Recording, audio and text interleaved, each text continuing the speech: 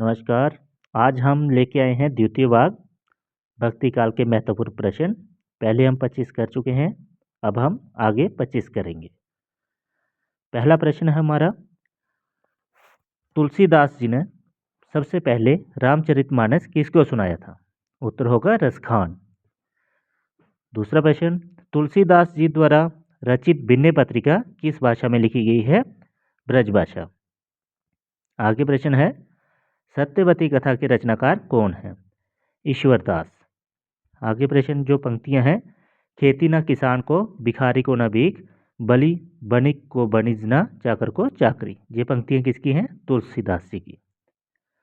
आगे प्रश्न है, इन मुसलमान हरिजन पर कोटिन हिंदुन बारिये। ये पंक्तियां किसके लिए कही गई हैं? रसखान के लिए। और ये किसने कही हैं? भारतेंदु जी ने। बसो मेरे नैनन में नंदलाल। ये पंक्तियां किसकी हैं? मीराबाई की। आगे प्रश्न है, सिद्धांत के पद और केलीमाला किसकी रचनाएं हैं? स्वामी हरिदास जी की।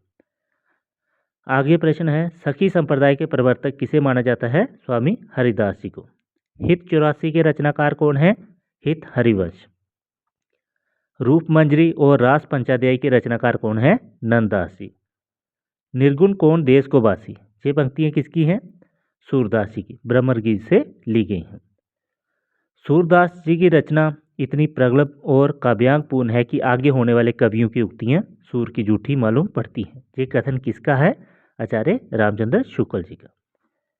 हरि है राजनीति पड़ी आए, समुझी बात कहत मधुकर जो, समाचार कुछ पाए। ये पंक्तियां सूरदास की किस रचना से ली गई हैं? सूरसागर के ब्रह्मगीत से। गुरु नानक देव जी का जन्म कहाँ हुआ था? तलवंडी गांव, लाहौर में। दादू दयाल का जन्म कहाँ हुआ था? अहमदाबाद। आगे पंक्तियां हैं, नैया बीच नदियाँ डूबती जाए। ये पंक्तियां किसकी हैं? कबीरदास जी की। अजगर करे न चाकरी, पंछी करे न काम। ये पंक्तियां किसकी हैं? मलूकदास जी की। वैष्णव मता भास्कर और श्री रामार्चन पद्धति किसकी रचनाएं हैं? रामानंद जी की। आगे प्रश्न है, भक्तमाल में रामानंद जी के कितने शिष्यों का विवरण दिया गया है? 12 शिष्यों का। गोद लिए हुलसी फिरे, तुलसी सो सुत होए। ये पंक्तियां किसने कही हैं? रहीम दास जी ने, तुलसीदास के बारे में। भक्तमाल के रचनाकार कौन है? नवादास जी।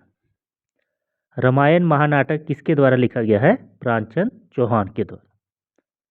84 वैष्णवों की वार्ता के रचनाकार कौन है? श्री गोकुल नाथ जी। साहित्य लहरी किसके द्वारा लिखी गई है? सूरदास जी के द्वारा। हितजू को मंगल किसकी रचना है? चतुर्भुज दास जी की। ये हमारे हो गए हैं 50 प्रश्न। अगर सीरीज अच्छी लगी तो लाइक करें।